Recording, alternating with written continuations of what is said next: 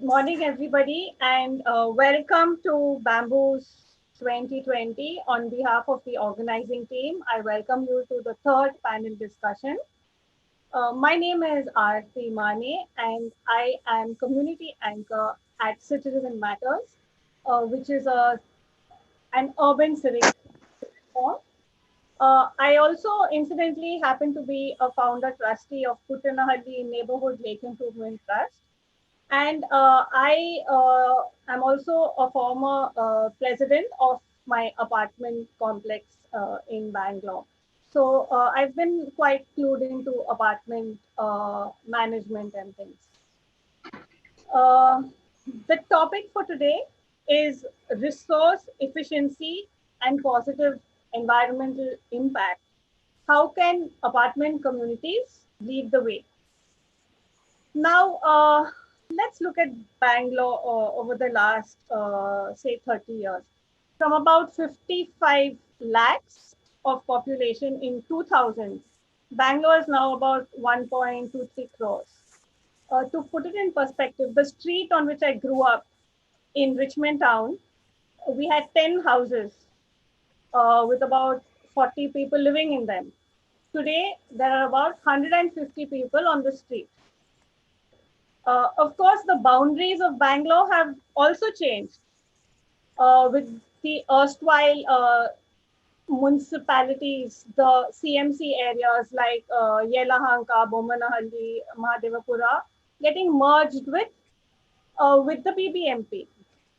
So these merged areas that had a lot of agricultural lands now have apartments. So where one family used to reside with their farmland, you now have about 500 houses. So you can just imagine the kind of increase in population and the strain on the natural resources that we all need. Now, this increased this increased population, along with increased consumption and increased affluence, means that we need more electricity, more water, and also, which is not on top of the mind, we need more infrastructure and resources to take care of the waste that is generated. That is the sewage and the household waste. This increase in population is not unique to Bangalore. So that's no excuse for any city to say that it's because of the population that we have these kinds of problems, etc., etc. Every city in the world is growing. And the thing is that Bangalore has just not been able to cope. Our master plans for the city have not been able to keep up. Policies and laws have not been implemented, were implemented, not been enforced properly.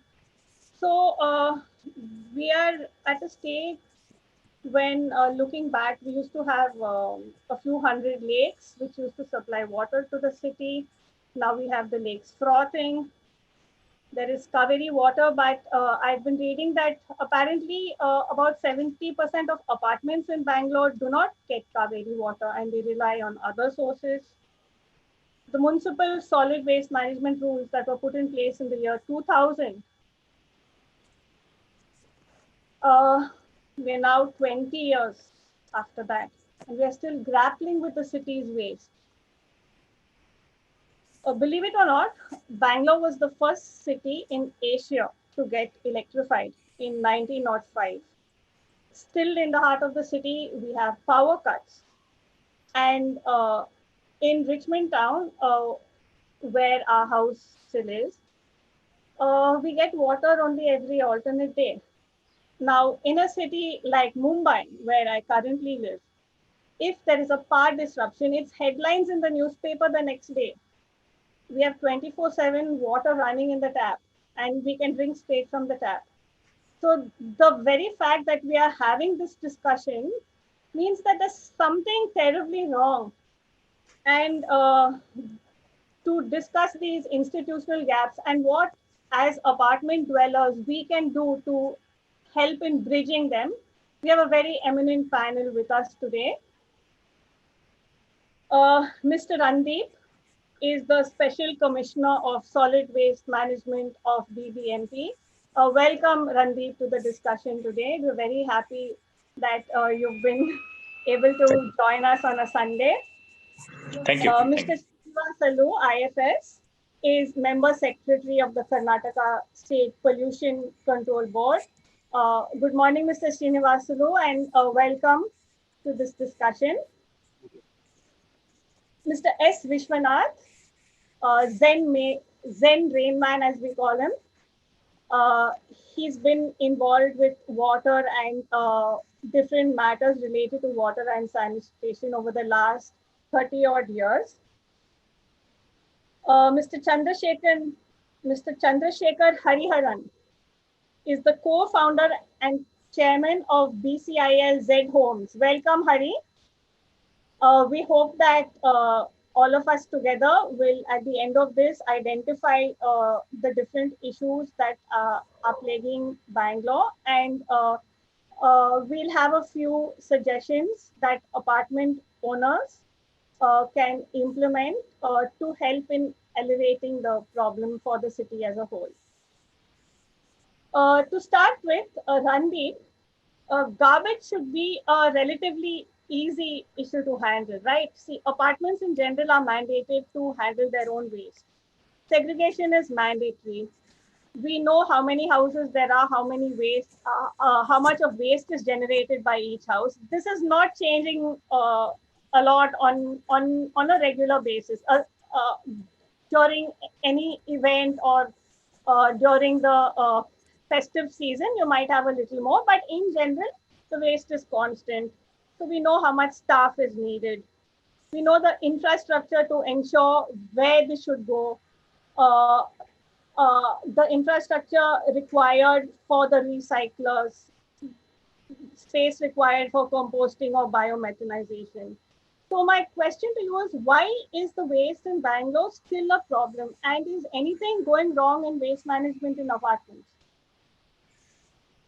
Yeah, thank you, Ms. Aarti, for having me here. And I think the Bamboos event, firstly, let me congratulate that I think your BAF has been in the forefront organizing such sessions, which is very good. I think I congratulated Vikram also last time I could not attend. So thank you for having me here for the session. You hit it bang on the head when you say that there's been certain gaps in implementation. The rules did come out in 2000. Bangalore had those. However, the central rules came only in the year 2016. And thereafter, it took us 4 years to actually put that in and for the state to get in the policy and also the SWM wing of BBMP to have a bylaws in place. And this took a lot of prodding from the courts and from the regulator, KSBCP. And at the end of the day, we kind of have a legal structure in place today, wherein we can start enforcing any kind of violations, which was probably not there earlier. In terms of the Bangalore having outgrown, yes, I think there is no debate on that. There are large capacity gaps. If we look at even the quantum of waste that is being produced, vis-a-vis the processing capacities that are available today. I think unless we kind of have a chartered plan, which we are trying to put in place now, somewhere in the year 2020, 2023, we should be able to have some kind of processing capacity which can handle this.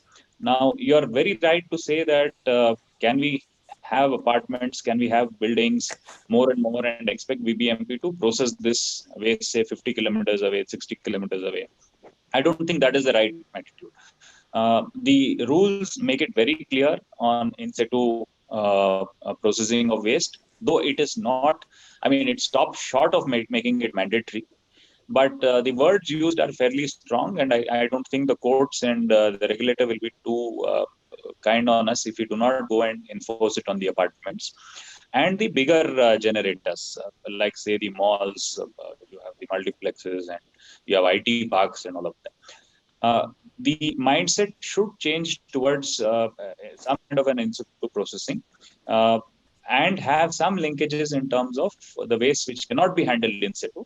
Maybe with, as you rightly said, with the recyclers some kind of reject waste which can go to the KSBCB approved incinerators and things like that. So unless this kind of an approach, what we've been promoting, saying Namma Kasa Namma Jawabdari, our waste, our responsibility. I think this mindset needs to come before we can really start enforcing. Because people will always ask us, show me the law, show me the rule. Where is it that I need to process? I mean, you are VDMP. I will produce X amount of waste, and you need to go and dispose it. And now with the user fee coming in, people are all the more going to ask us, why is it that you are unable to process our waste? So I think the challenges are there. I mean, as an opening remark, I would like to stop here and let you respond and ask the others what their views are. Thank you, Randeep. Hari, you have been in the field of eco homes for a long time now. Uh, can you put light on some of the measures you have taken when you have designed the homes and what is presently being practiced at them? Well, Randeep is right. We have to look for what he calls in situ solutions, or I will call local solutions. You know, from 1970, from the time of people like Alvin Toffler, people have been talking about how you have to assume responsibility for what you need. I mean, let's forget waste. Waste is only one of them. If you look at the city, you need to address energy, water, and air. I would say that when it comes to water, that same slogan should hold. Our water, our responsibility. Take let us say an apartment. If I have, let's say, 100 flats in an apartment complex, Vikram, this is for you too. And if I were to assume, let us say 800 liters per person, some will argue that it's about 600, but I will reckon that to be about 800. That's about 80,000 liters a day. If we just went with abiding by the law today, which says that all of you should have STPs, then about one half of that water will get recycled and utilized, which means that your demand for new water from the outside, it could be from bore wells, it could be from the grid, from water supply board or whatever, will reduce by half. But if you went that one step further and said, I'm going to further treat that water, that is that post STP treated water, I take that further and make that into potable water. Technology is available today. Investments are very, very attractive. There are people who are coming in and saying, hey, I will put in the money, and set up these things in your apartment, and you continue to pay what you are paying for your tanker or for whatever water that you are importing from outside.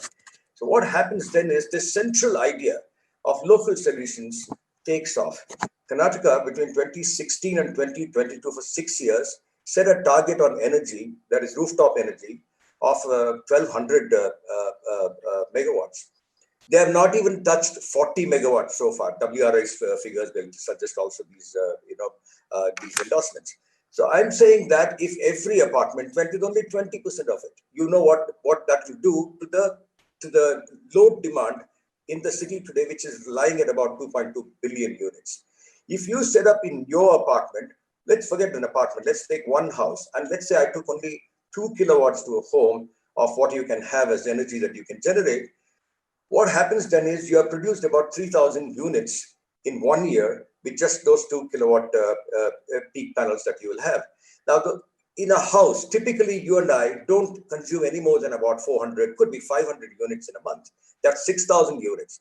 One half of that as energy is something that you can therefore do, as Randeep sees, with in situ solutions. We have to, my last sentence before we let others also come in and share their insights, we have to make the government realize that they are redundant when it comes to such infrastructure.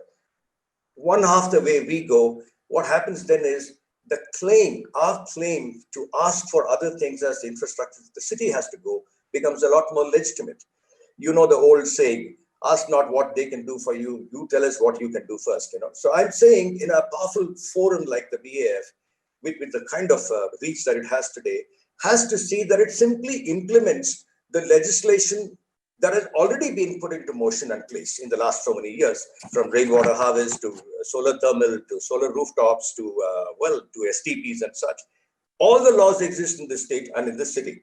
Somewhere it's not happening. And then, you know what, in Randeep's tenure itself has been done when it comes to local waste solutions and penalties and such. Where do we implement it? I'll stop there for now.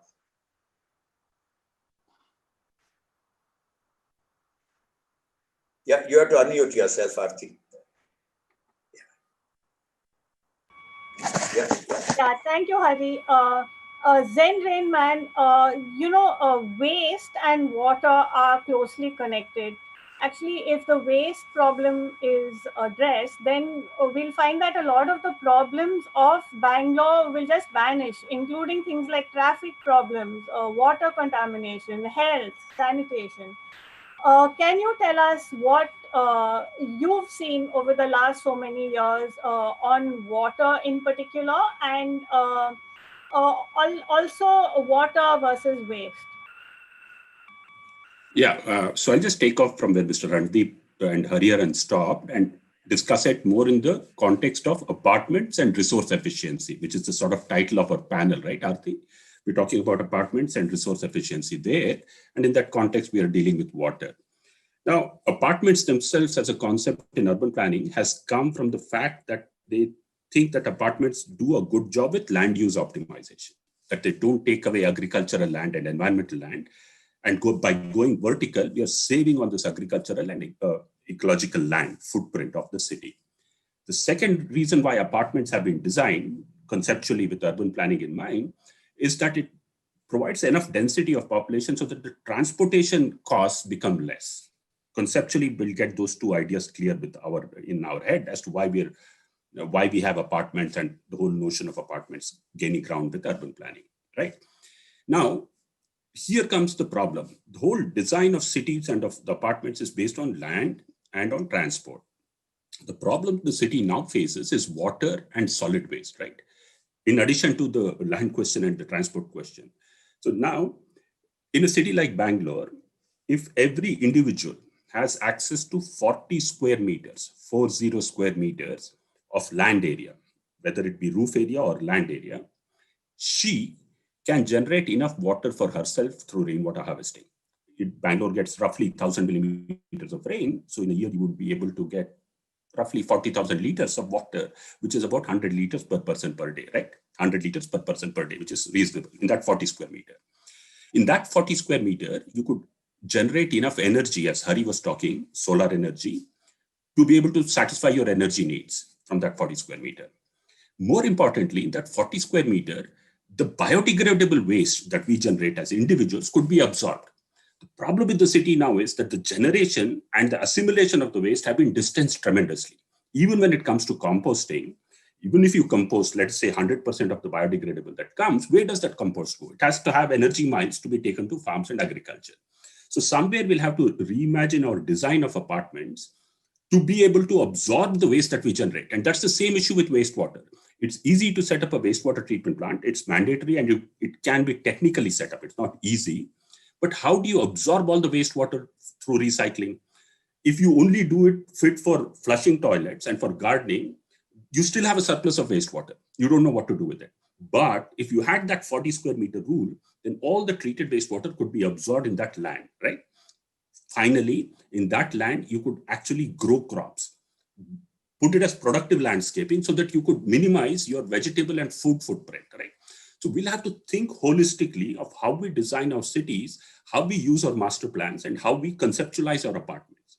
Now, there's a legacy effect, which is difficult to handle, but going forward, the regulators have been putting rules, but design has to respond to those rules to make it possible for the apartments to manage their solid waste, manage their water, manage their wastewater and their energies adequately. If design follows the regulation and design follows the master plan, then we can go better.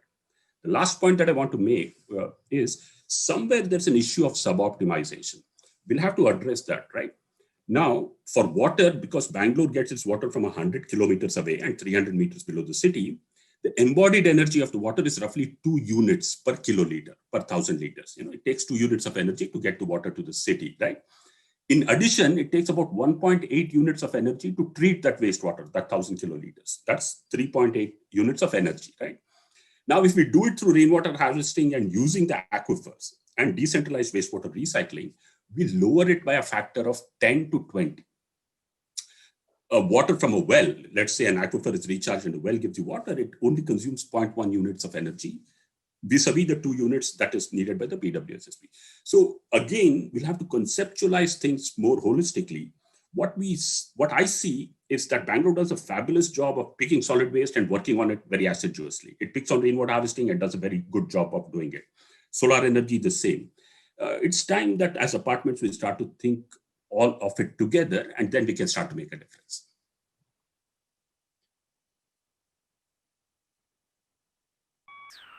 Thanks, Zen Rainman.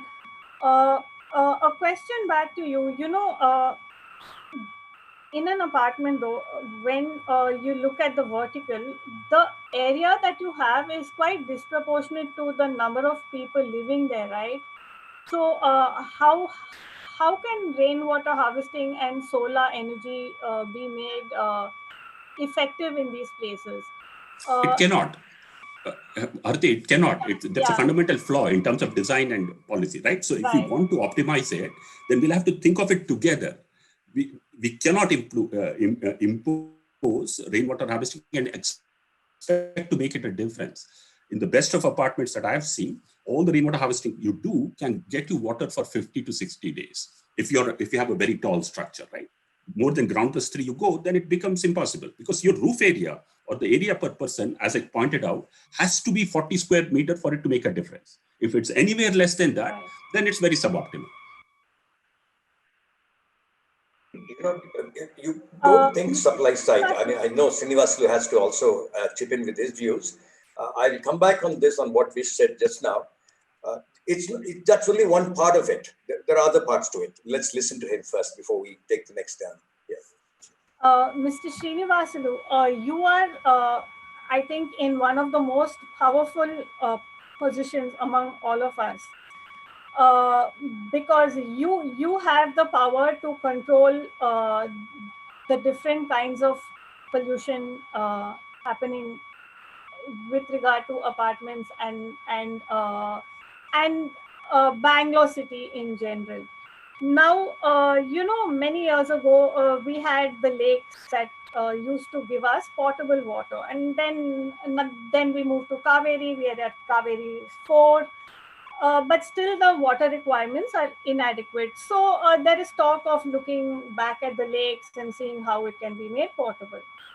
Are there any steps that you have taken or any plans on this?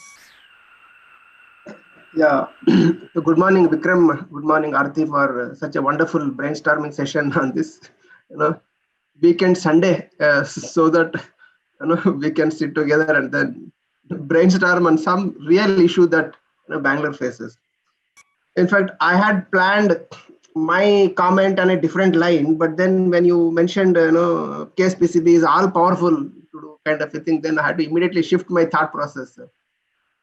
To put it in a democratic setup, India, I think power is not centralized; it is decentralized. Power is vested with people, and it is not an autocratic system where you ensure, make programs, policies, and then ensure that yes, it is done. Randeep knows it very well. Okay, but in a democratic setup, the implementation happens more from awareness, more from engagement, more from involvement. Okay, and that is where Pollution Control Board will have to slightly modify its style of working. Okay, that is where, in fact, when I took charge, when I first met Vikram, I immediately captured him because I was thinking Bangalore, all said and done, BWSSB, BBMP and other things, yes, but apartment is one sector where Hariharan and Vishwanath was putting it very aptly, that it's a homogeneous structure. It's everything is controlled. As you yourself mentioned, number, people, resources, homogeneous structure, harmonious relations, everything is there. Actually, I was seriously looking at each apartment as an example where it should spark should convert into wildfire in city.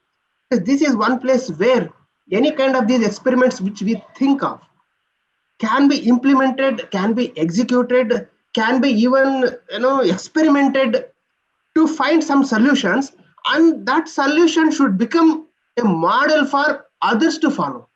Because in India, we always look for role models. Okay. Even today when we tell our children stories, Rama, Sita, Arjuna, because they are role models for us. So even in modern culture, when we want to execute something on a larger scale, first we want to ensure that it happens in a smaller scale and in a role model. And that is where I was really after BAF, because one apartment, if it does, okay, all these solutions which we were mentioning, and I will not again repeat all those things, solar, rainwater kind of a thing, it is possible. Okay. But earlier when we say Halli, is a village was one, Hariharan beautifully put it, because we need to be local. Each village, self-sufficiency ಅಂತ ನಾವೇನು ಮಾತಾಡ್ತಾ ಇದ್ವಿ. Today village is nothing but an apartment. The apartment in which I live is 1,500 apartment big, which is much bigger than a small individual village. In fact, I see even an apartment can even influence political situation in that, because 1,500 houses is a big number. So apartments, seriously, if they look at their management in a eco-friendly manner, let it be rooftop solar, let it be water harvesting. In fact, even now NGT order is told in million plus cities, wherever there is an apartment with 100 KLD and above, sensors has to be put in their STPs. And even I'll go to another level of, recently I come across with one more thought, Uta from my Tota. That means, organic is not what is labeled as organic. Organic is what you grow for yourself. And each apartments today have such a green space, kind of a thing. You have energy, you have STP treated water, you have land, you have a gated community to procure. Okay. So even you can grow your own vegetables that suits your requirement and then kind of a thing. So but initially, BAF, I'm very happy that if these simple apartments can set their things in order and set as an examples of locally self-sufficient working units, then this will set as a spark for others to emulate. Even this can set examples for BBMP to take it in a bigger scale, or BWSSB to take it a bigger scale. And I am really looking at such examples, and then we are in discussion with Vikram also to set some plans, programs, so that how different apartments can be evaluated. In fact, I am trying to put it like a format where out of 750 apartments, which apartment has per capita minimum electricity, which apartment has per capita minimum water bill, which apartment has per capita maximum compost, which apartment has per capita maximum greenery. So these are basic things. When we evaluate all our apartments on these per capita basis and find out good apartment with good practices, these practices can be emulated to somebody else.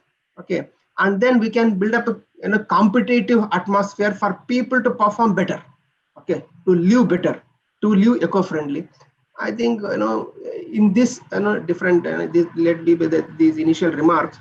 Okay, because today we are basically talking about apartments and then urban lifestyle. Okay.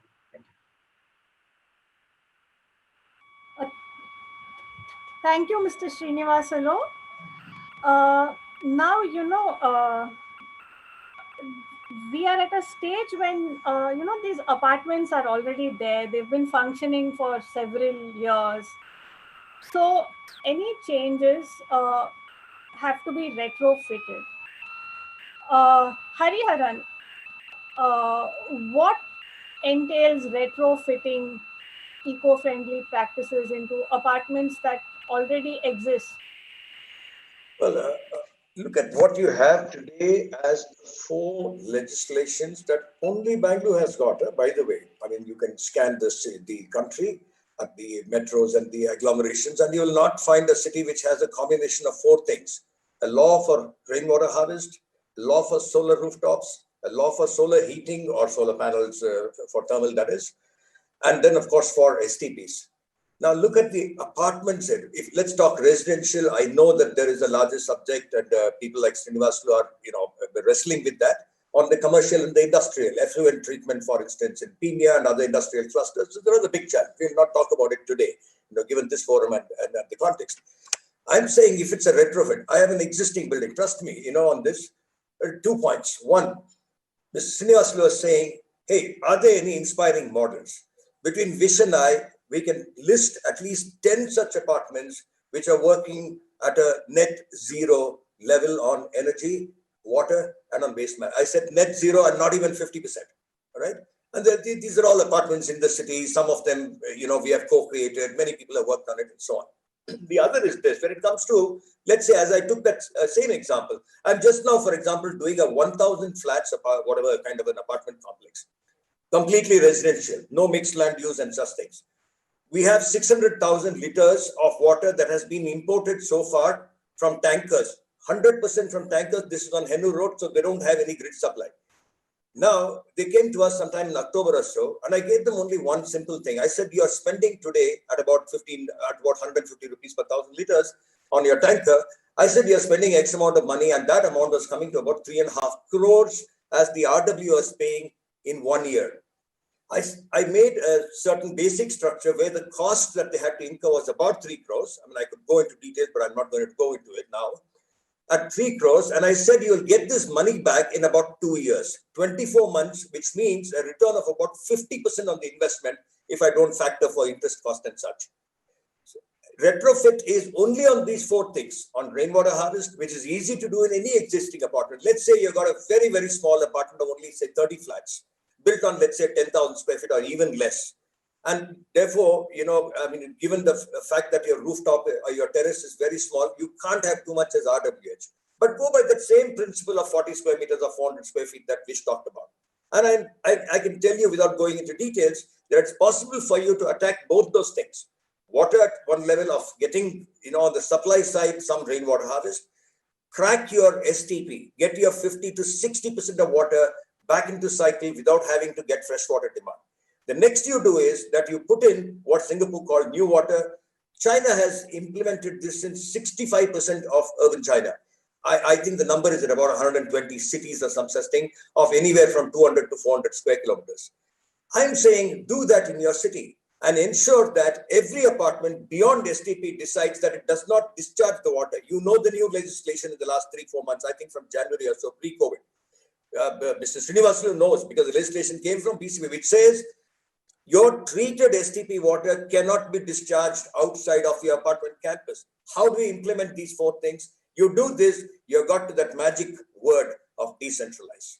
And I'm telling you, and without having to go into numbers now, all of you know, people like Randeep also know these figures. What it means is that 1/2 of the burden that the city carries today is broken. And then the rest of it is on the supply side. We cannot think supply side like the rest of the world. We cannot think like, like New York City, which says 24/7, water from my tap is safer than bottled water. We cannot think Cape Town is 200 square kilometers and 400,000 people. I mean, if I put 4 Indira Nagars together, we'll have one Cape Town, and people talk about Cape Town. The Western media talks about Cape Town having a water management crisis. I will say that they have an administration management crisis. Here we have geniuses. People like, the administrative cadre in this country is phenomenal. People like Randeep are handling 4,500 tons to manage every day. Now, how is he doing that? And I know the challenges that the PCB has got. If you have read today's Deccan Herald, there's an extensive report, and I'm sure, Srinivasulu has some, comments to make on what they have carried. But the point is that it's very, very easy to point fingers at the government. Let's first do what we can. Stick by the legislations that the city already has. Retrofit is very, very easy, and it is extremely viable on investments, I can tell you, Aarti. I'll stop there for now. IRRs can be up to 20%, Aarti, on these things. I mean, numbers are all proven already. Why is not an apartment, an RWA not doing it? Where is this, barrier in the mind to bringing in things like new water? Why is it that there is another apartment right here somewhere on Tanisandra Road, a large one, I won't take the name. They are about, like Srinivas said, they are about 1,600 flats, and they have this challenge on what they do with the wet waste. 3 months ago, they started this with a very simple system, which cost them no more than about 4 lakhs. There were other solution providers which had brought them, options at about 15 or 16 lakhs, and they solved it with about 4 lakhs. So there is another challenge. Where are these solution providers? How do we connect these, shall we say, people who need it, the consumers of, in a certain sense, to these solution providers? That's part of the challenge that we have got. It's not for want of solutions. It's not for want of legislation. And I think we should not flagellate the government at all. First, let's see what we can do, and then look for supply side, some few refinements on supply side, like for instance, leakage. You know the figures that Vish, cited. When he is talking of 2 plus 1.8 units, he's actually at a 4x syndrome on power and transmission and distribution losses. He's actually talking of 12 units that are being lost, and not just 3.8 or 4 units.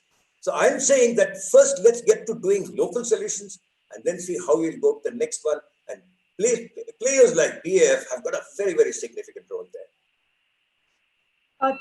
Thank you, Hari. Audience, you can type in your questions at the chat box, and they will be addressed at the end of this panel discussion. Randeep, as Hari has been saying, the rules are all there, and it's implementation and enforcement where we have a gap. So can you put some light on how BBMP plans to go about this, and see how best the problems can be alleviated within the framework that already exists? Yeah, thanks, Ati. I'm glad to hear Hari and Srikanteya put things in perspective. And I'm glad this whole concept of decentralization, of ownership, where government just becomes a facilitator, the local body tries to facilitate and incentivizes this decentralization. I think that is the model that we need to work ahead. Hari used the word redundant. I mean, if not redundant, at least we should be there to overall ensure that and handhold the RWAs to ensure that they get place. We require incentive structures. I don't see this moving ahead only with the stick in our hand. I mean, we have marshals who could go around to the apartment, start knocking on the doors and say, why you're not composting? But I don't think that is the only way ahead. What we need to do is, of course, during the plan approvals, as Hari was also mentioning, that we have so many legislations, but do we really see that they are implemented at the time of construction, at the time of actual occupancy of these flats? When I see the high structures in the city, it really scares me. Every high structure I see earlier, I used to admire them. But the minute I see a high structure now, I keep wondering, where will all this waste go? I mean, the case BCB is going to be after us. The High Court is going to be after us. How many more autos do I put in? How many more compactors do I put in to lift this waste? How many more landfill quarries are ready for me?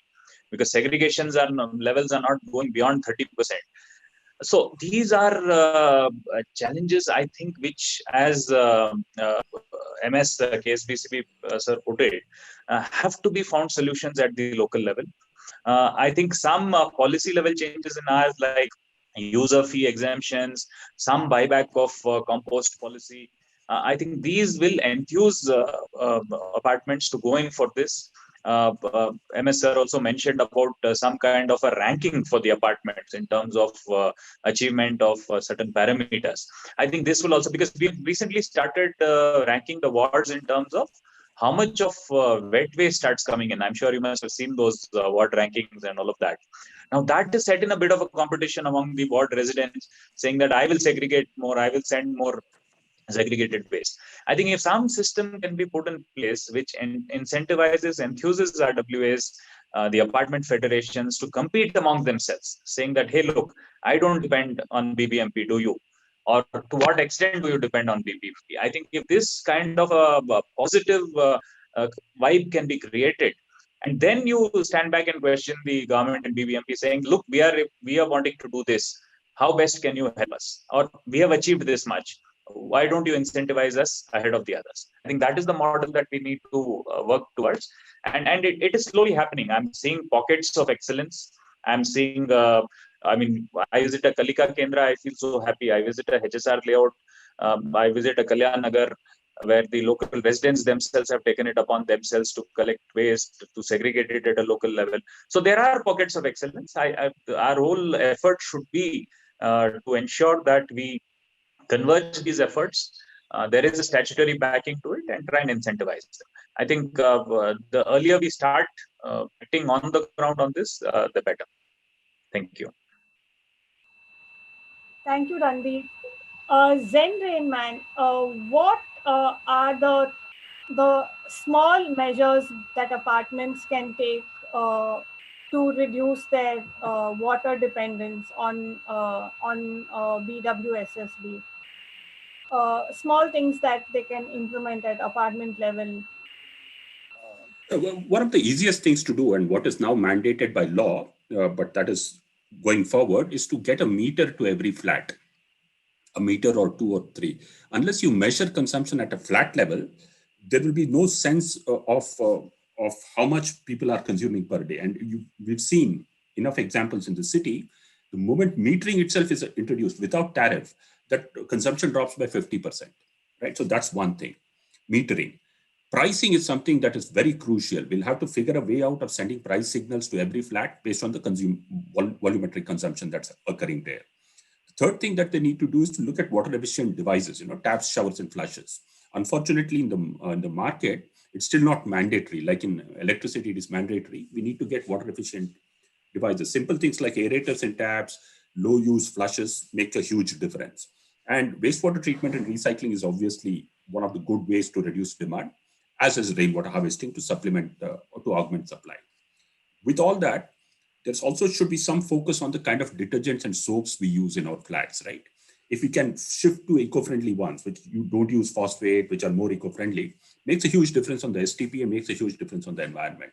And there are many now that are available, including shampoos and soaps and dishwashers, everything which get to be eco-friendly. But I just want to make one slightly larger point. We need to get more sympathy and more attention on the BWSSB. As much as we focus our attention inwards and look at decentralized, let's not forget that the BWSSB is doing a Herculean job in getting 1,450 million liters of water to the city. It costs them 95 rupees a kiloliter to get it to us. And those houses and apartments which have a domestic connection and get water at 22 rupees a kiloliter, or in domestic connection, 7 rupees a kiloliter. Do you know the extent of subsidy that goes into a household which consumes 20,000 liters of water?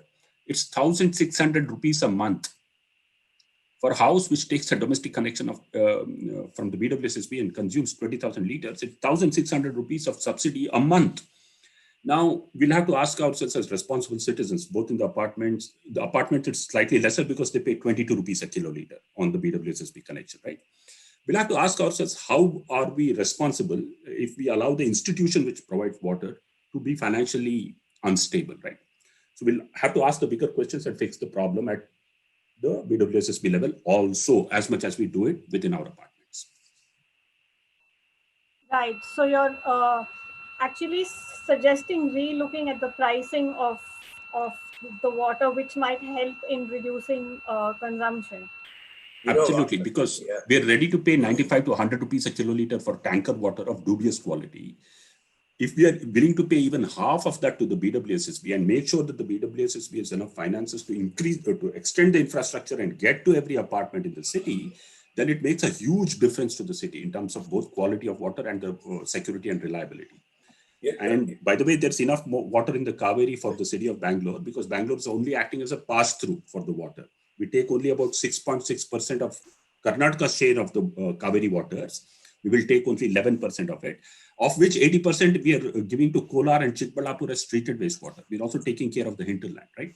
So the city has also to be seen not just as apartments and flats, but also what does it mean in the region, in the basin itself, right? The Kaveri basin and in the Dakshin Pinakini basin. And the city is making a huge difference in both ways. So we'll have to imagine both narrow as well as wide together. Right. You know, Arti, Thank you, Zendrain. Mr. Srinivasalu, there is a question in the chat box. Now, apartments are really not isolated, right? We have a lot of industries, especially in the outskirts where many of the apartments lie, because those were industrial belts earlier. And we find that there are polluting industries. And if you're going to rely on tanker water, then that is also going to affect you.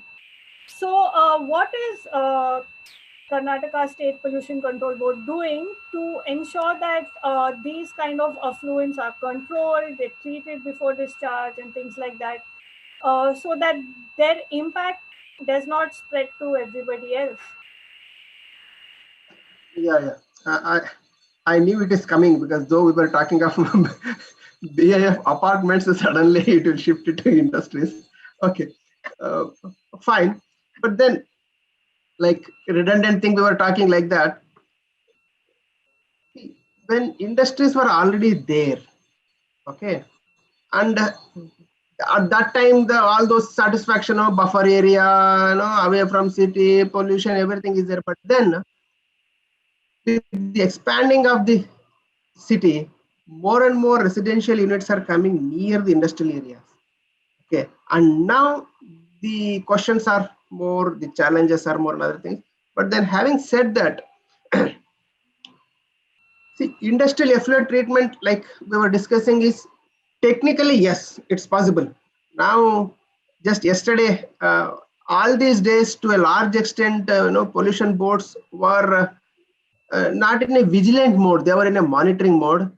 Now we have started, like BBMP, we have started our own marshal gang that perambulate, patrol the sensitive areas, especially V Valley, those areas, day in and day out, to capture any illegal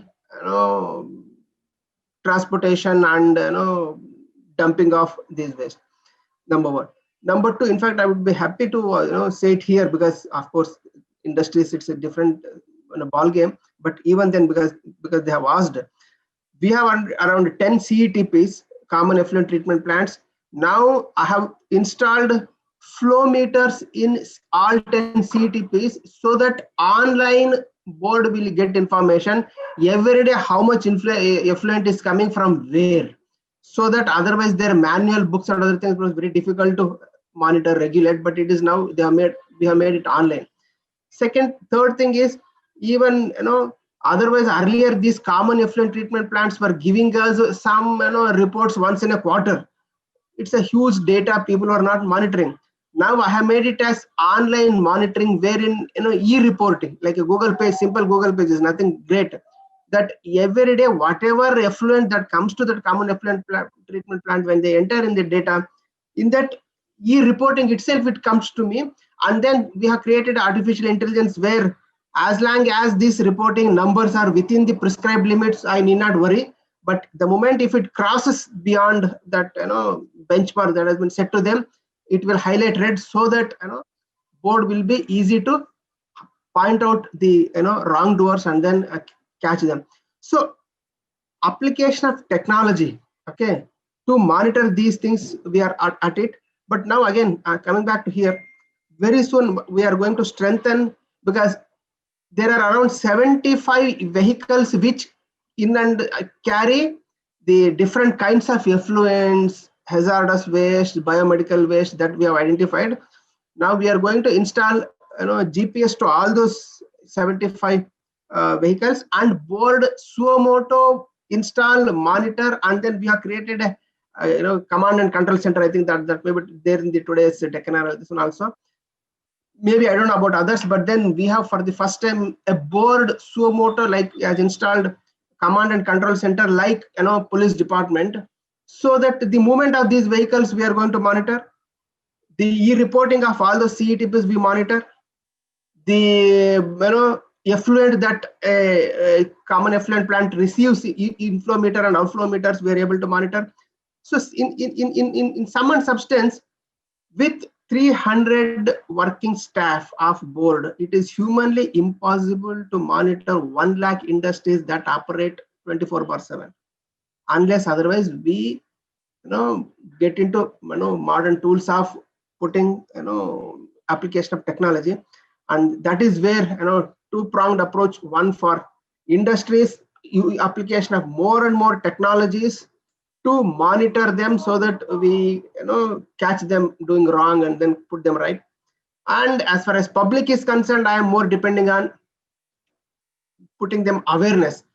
Awareness is to such an extent, in fact, you will Bangaloreans will appreciate this time when our Ganapati festival, we ran a campaign of turmeric Ganesha.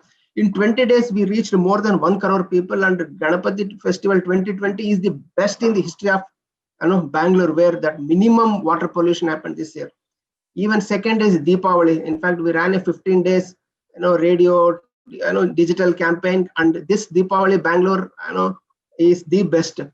Some people come and tell me, no sir, it is not your effort, it is because of COVID people have awareness. I take it, okay, but then COVID is not there only in Bangalore. COVID is throughout in country. So just take out that COVID. Let's compare the performance of Bangalore and performance of Delhi or performance of Hyderabad. We are much better.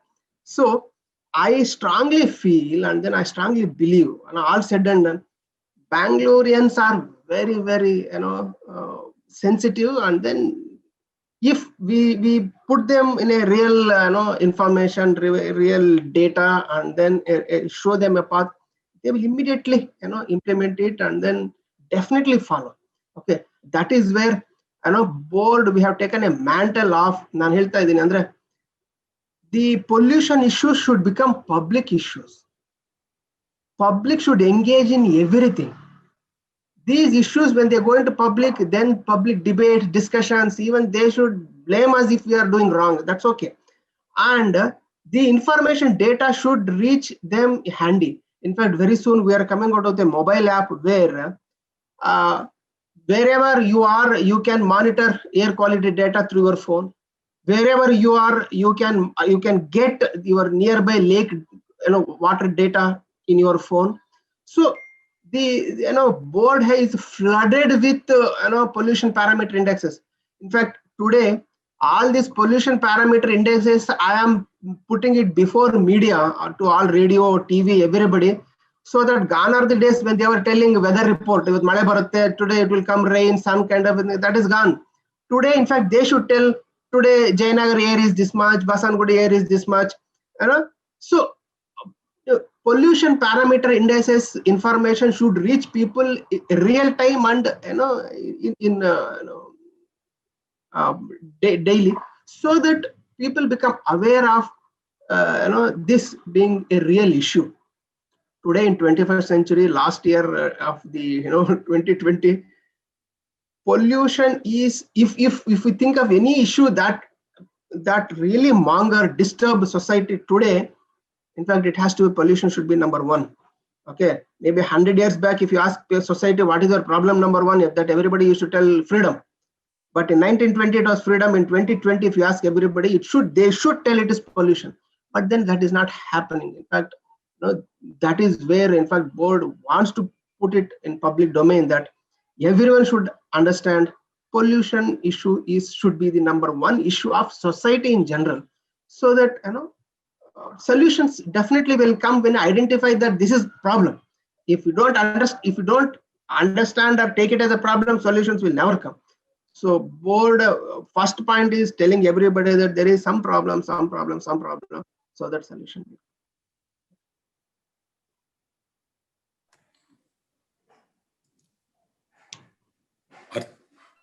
Arti, can I just add one point to Mr. Srinivaslu's excellent comment? Please. So I just want to add, Mr. Srinivaslu, you would know that the KSNDMC, Karnataka State Natural Disaster Monitoring Center, has about 100 weather stations all across Bangalore. And they're aiming for a weather station in every ward, getting to about 198, or perhaps now the increased number of wards, 224 or 228. If KSPCB data can be integrated with the natural weather data, it would be a phenomenal service to the citizens of Bangalore, and it would do tremendous good. I mean, it would be an exemplar for any city in India. Please do consider trying to have a discussion with KSNDMC. Thanks, Zen. Hariharan, there is a question asking about retrofitting in old apartments, if it is advisable. Yes. Well, we addressed it earlier. I will again reiterate that if your apartment is, let us say, built in 2000 or 2002 or 3, and what you will find the following needs just now. If you have not conformed with the legislation that the city has already offered you in the last 3-4 years, it will mean that you need to first set up an STP. If your excuse is that, well, the apartment has been built such by the builder in those years that we don't have space for the STP, I will disabuse you of that notion. Please ask Vikram and he will help you or enable, facilitate this process, where we will find you ways of setting up an STP for, let's say, 100,000 liters within something like, say, 300 square feet or 350 square feet. We will go further, into advising you on how you can also take the next step of treating the second half of that water to a point where you can use it for various other things within your apartment campus. The next is what Vishwanath said, and I think it bears recounting those 8 solutions that he talked about. And I will talk about also what Mr. Srinivasalu said so lucidly today. Go back to what Vish said. Monitor. Like Mr. Srinivasalu says, we don't have data. Do you know how many apartments have got STPs in the city? No. Do you know how much discharge of water happens in the city every day? No. So we need to monitor. We need to set up some basic systems. Vish, what he just now said about how a disaster management agency needs to talk to one more agency. Today we have 2 agencies here critically: the pollution agency and the waste agency talking to us. And you know what it means to have the water supply board and BESCOM also speak together. Now, retrofit therefore will mean set up water meters, set up rainwater harvest, set up solar heating, set up also the solar rooftop system. And today BESCOM will tell you why. I was talking to the Chief Environment Officer, in Mr. Srinivasalu's board, and he is saying, well, sir, we will help you. If you're an apartment, he's willing to come and see that he helps you to see that you do these things. Net metering today is reasonably easy. BESCOM is very, very cooperative and responsive, shall we say. The next is water efficient fixtures, which you can do, aerators to taps and such things. In fact, at the industry level in CII, we are looking at how at the source, we ensure that companies like Hindustan Sanitaryware and others do not produce taps or faucets that will, discharge 12 liters per minute and such things. We are ensuring that the norm now is 6 liters per minute or 5.75 liters, as the industry will tell you. The other is like the health grade water system, as I told you, beyond STP itself. The last of the 8th one is individual use regimen, whether it's soaps or whatever else that you can do at home. I have not believed in such individual initiatives. I mean, use less water, use 20 liter, for your bathing and such things. That is, I think, a kind of a distraction. You need to work on the real big things in your apartment, while at the same time, like both of them have said today, please remember what they said. We don't want government to be redundant. We want government to become actually serious about governance. And look at what they both have said in their own different ways. Randeep is talking about how we should be, how he should become an enabler and facilitator. How can you ask as somebody like him or other officers in BBMP to be sorting the issue of some apartment which has got 1,500 flats and which is spewing out waste of a kind that he needs to employ more auto rickshaws? I mean, it's absurd to get the government to be working on such issues. They should be working on facilitating. And look at what Mr. Srinivasalu said, Aarti. Last one. He says, in the beginning, he said awareness, engagement, involvement. And now in some ways, he's saying inform, educate, communicate. And he's done that. He's proven it in 2 festivals just now in the last 3 months. And if he took that forward, if we help them, it has to be, like Randeep said, it has to, or I think it was the PCB chairman who said this, that it has to be a public issue. We have to assume this to be a concern of ours, and we have to go with those 2 mantras of local and decentralized, which they are doing in any case. I mean, look at those 1 lakh units. He will be helpless if the units don't give him actual official data. Ask him and he will be candid enough, I would like to think, to tell you that no industry in Pune industrial estate will tell him what their daily discharge of effluent water is of metal oxides. I mean, they've got iron in water. They will not give them the official figure, because the moment they give them the official figure, they are now liable for penalties and such things. In fact, right now, the PCB is working on what is it called, an ETP installation for, I think, 250,000 or 500,000 liters. And those are things that they have to take up in Harohalli and in many other places like that. And that means what? Industry has to recognize that this is not the government's problem, that this is their problem. And like Randeep said, waste is my responsibility if I'm an industrialist or I'm a mall owner. I mean, every mall, you take any mall, I won't take names now. If it is, let's say, 8 to 10 lakh square feet, Aarti, of a mall, he needs, or that system needs 100,000 liters every day. And this is not water that the BWSSB will give them. So they go and take tanker water at 150, 200, 250 rupees. And sometimes at 300 rupees per 1,000 liters. And like Vish says, why would we want to have, let us say, 7 or 8 rupees given to BWSSB? Let's pay them 100 rupees when actually the tanker water is costing you 250 rupees. The deficit today, if you go back to those numbers that Vish was talking about, 90 rupees per 1,000 liters is the deficit that the Water Supply Board is suffering. Today, we get 130 crore liters every day. Forget about the loss of another 50 crore liters. That's another challenge we will have to talk about another day. This 90 rupees into 130 crore, my basic math tells me that's 11 crore rupees that the state government loses every day. Every day into 30 into 12 months, you know what the figures are. Phenomenal monies of the tax of the public exchequer that is lost for nothing. And all we need to do is sensitize people to say, hey, if you can pay 150 rupees for the tanker per 1,000 liters, pay 100 rupees to BWSSB. And if you're industry, you're paying 200, 250 rupees, pay 150 rupees probably.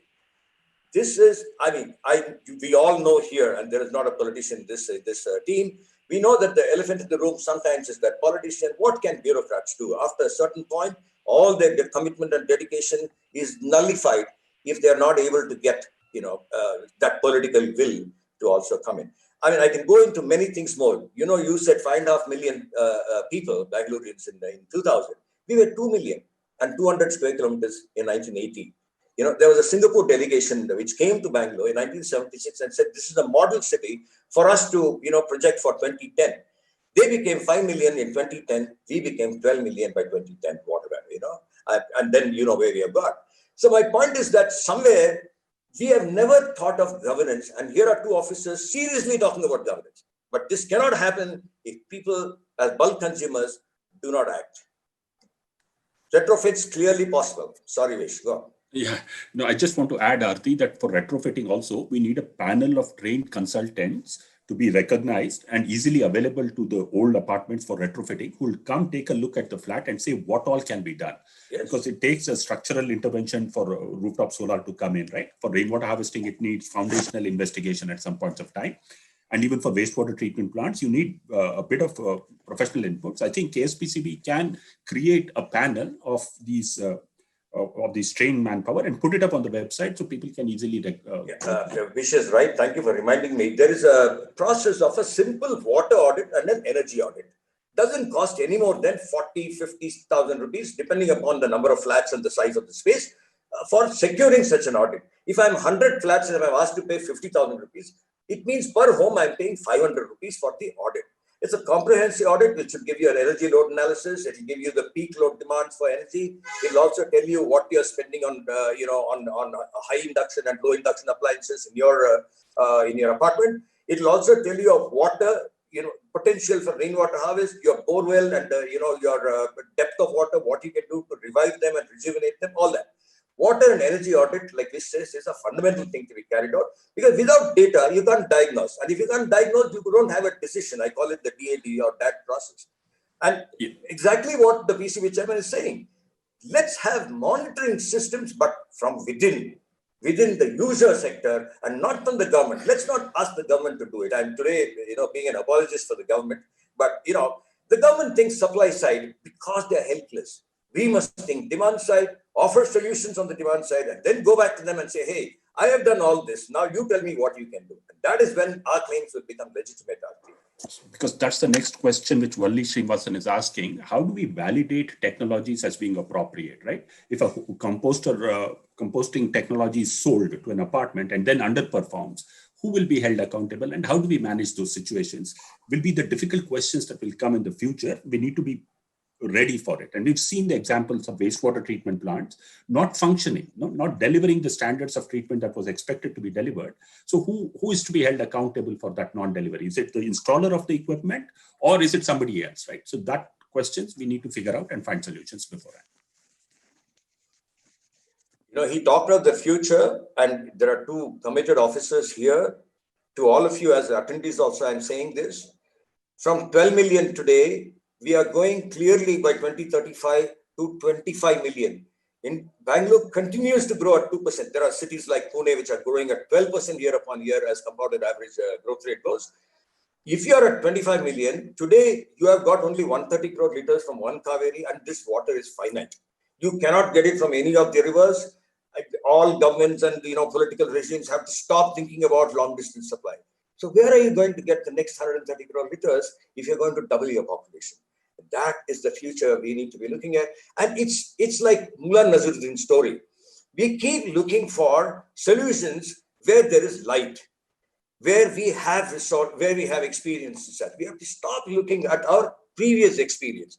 There are no precedents into the future from the past of things that we need. And therefore, I keep telling, I think it was Mr. Srinivasulu who said, 100 years ago, we talked about the freedom, and today we have to talk about pollution. Now I'm saying the biggest engineering challenge of this century, forget about one Bangalore, is how do I stop thinking that fresh water can be used only once? How do I decide that fresh water can be treated to a point of potability, and the technology is available right here in Bangalore? If anyone wants it, I can point you to the solution providers, and you will have your entire water, 100% of the water being utilized in your campus. So what does that mean? We have to stop thinking that we will get long distance water. We have to start thinking local, first employ the demand side things, and then see how we will go back to the government for good governance and not for brutality of public expenditure. We don't want another 12,000 crores to be spent on some Sharavati or something else. It's not going to help us. It's a waste of money. It's not going to get us. These two officers, what they said is what we need. First, educate us as users. We have to know what we are perpetrating upon the government. We don't want people like Dr. Randeep to be running after more auto rickshaws simply because some builder put up some 2,000 flats. Sorry to put it that way. Yeah.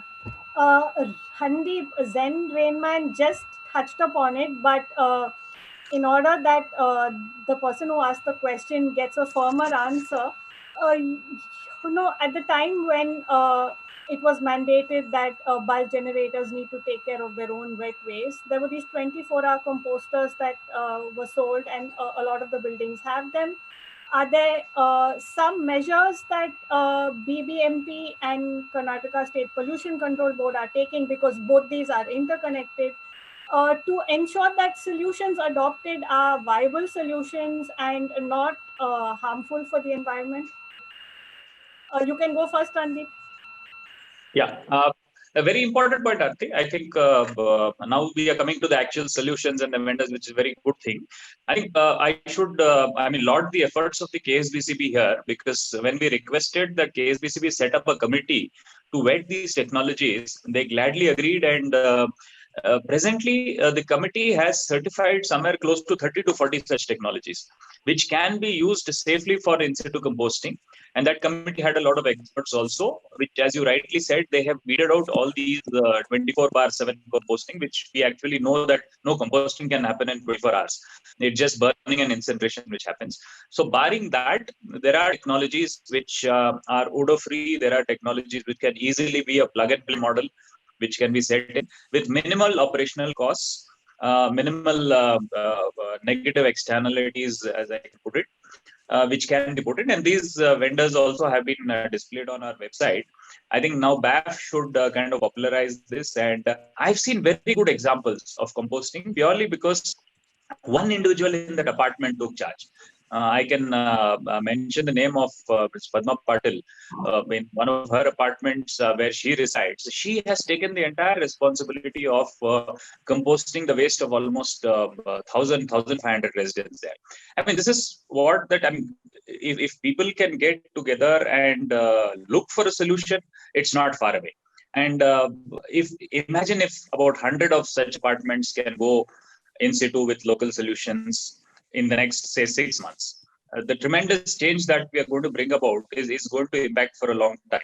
Today, the court is asking me, how will I handle waste which is going to come in the year 2025? I have to answer that on December 17th before the Honorable Chief Justice. Now, unless I'm able to tell him that I am increasing capacity, citizens, residents are also joining hands and saying that, okay, come to my locality, come to my ward, come to my apartment, set up a unit there. I will ensure it is done smoothly. This is definitely not going to be possible. So I think that is where KSBCB can also help us, because in certain areas we are finding resistance from public saying that don't get my waste here. It is not, just make it disappear from my eyes. I mean, as if I'm a magician who can just lift this waste, take somewhere and ensure it disappears. So the minute we realize that whatever the unit, a block, a ward, a division, let us start creating capacities which are closer home, which are nearer to our eyes. Today, there have been a couple of politicians who we have taken them to a landfill for the first time. And then they were really aghast and said that I never realized, sir, this is the waste that I produce. This is the waste that my ward produces. And this is what we are doing to Mother Earth.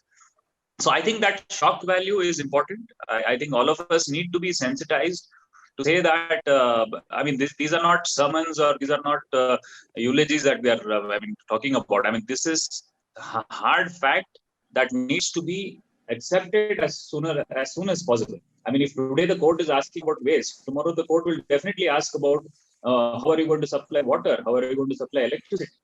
After all, the resources are not unlimited. So unless we have decentralized solutions, which experts like Hari and Shrikanta today are putting before us, I think it's not too late. In fact, we need to get onto it as soon as possible and reach this goal of achieving whatever we set out to achieve. Yeah, on the same note, Randeep, you talked earlier about a user fee and then a compost buyback. We have about 4 or 5 apartments to the north of Bangalore, which went in for such systems at the levels of the apartment and not individual flats, and they have this excess of compost which they don't know what to do with, and that is sort of disenchanted them. What can you do to support such people? Yeah, in fact, we got in this concept in the SWM bylaws, which was out very recently. We said that the BBMP shall make all efforts to ensure that there is some incentive in terms of a buyback of this compost. Now, at best, what we can immediately do is we can facilitate the farmers to go out there and pick this compost. We'll have to do some kind of interlinking between the farmer groups who can reach out there and lift it. But somewhere down the line, maybe early next year, we need to look at providing some kind of a financial incentive and some kind of an exemption or reduction in the user fees or the SWM cess that people pay. So unless they are incentivized to this extent, I do not think all of them will be so self-motivated to take up such kind of decentralized processing. Yeah, Mr. Srinivasulu, would you like to add anything? And then we will just do like a few seconds of closing remarks because we need to end the discussion. Yeah. Thank you. Maybe my closing remarks could be, there is something called as installed capacity and there is something called as operational capacity. Today, as far as if we are talking about BWSSB, I think we have enough installed capacity to treat sewage, but sewage is not coming to STPs. Because UGD system, it takes its own sweet time. By the time your whole UGD is ready, maybe STP machinery itself might be in problem. So that is where I think we should immediately catch in some points. KSBCB, in fact, we are written to BWSSB now, like wherever STPs are there, any sewage, of course, that is flowing in stormwater drain right today, it should be intercepted, diverted, create a wet well, and pump that sewage to the STP to make it operational. And down below that STP, treated water should flow. Okay, now when our UGD is complete, then maybe you can dismantle this interception, diversion, wet wells. Unless we use our installed capacity, I think we are spending government money to create infrastructure, but we are not using that infrastructure for public welfare. which is very wrong. That is where KSPC is pushing BWSSB. Second thing is, even with respect to BBMP, yes, I think all those SWM treatment plants, everything is there, but for some reasons, one or two are not functioning. But then I think thanks to Randeep, now we have made them. The third thing is like Hariharan put it very nicely. I think Randeep, you are mentioning that apartment where composting is done. Incidentally, it is the same apartment in which I am living. Okay. Okay. Yeah. I didn't want to say that. Okay. So these apartments have excess compost and excess treated water. And in North Bangalore, we have beautiful, GKVK campus, horticulture campus, which is huge area where they want water and they want compost for their purposes. In fact, I am in touch with that VC and then Dean. They are ready to take, and we only have to, sink the surrounding big apartments where excess treated sewage and compost will be utilized by these GKVK. We have to link in these two things. From one end, now universities are accepting, but then I think I request BAF to chip in and bring in the other major players, apartment players with them, and KSPCB is ready to liaison between these two people, so that there is a source and there is demand, and we balance. And this can set a very nice example of in situ solutions, which we were thinking that supply is reduced and then we find our own solutions. And thank you, Bambus, for creating such a nice. Then I request all the panelists here. I think they have wonderful ideas. And another thing is, officers keep come and go. By the time we understand the magnitude and then solutions kind of a thing, there could be something. So I don't want to waste my time, and then I keep my office and then my phone, everything 24/7 open. Please come to me with solutions, anything. It is implementable, non-implementable, nothing like that. But then I am open to receiving those solutions, and then I leave no stone unturned to attempt it happen in Bangalore. Thank you. Thank you, Mr. Srinivasulu. Vishwanath, can you give us your closing comments? Yeah, very briefly. I think, as was pointed out by others also, we need to highlight exemplars, people who are doing good work in each one of the wards. In all the 196, 197 wards, if you're able to pick and choose individuals and apartments who've done wonderful work and felicitate them, make it known to the ward itself, and get people from the ward to come take a look at what's happening there, it will be transformative. The seeing is believing. A lot of time when people see good things being done and discuss with those who have actually gone and implemented it, it transforms them as much as it shocks them, as Mr. Randeep was mentioning, when you take them to these dumps. So let's try creating these exemplars in each ward, 1, 2, 3, 4, 5, and let's broadcast the good solutions that people are attempting. That would be my last comment. Thanks, Vishwanath. Hari?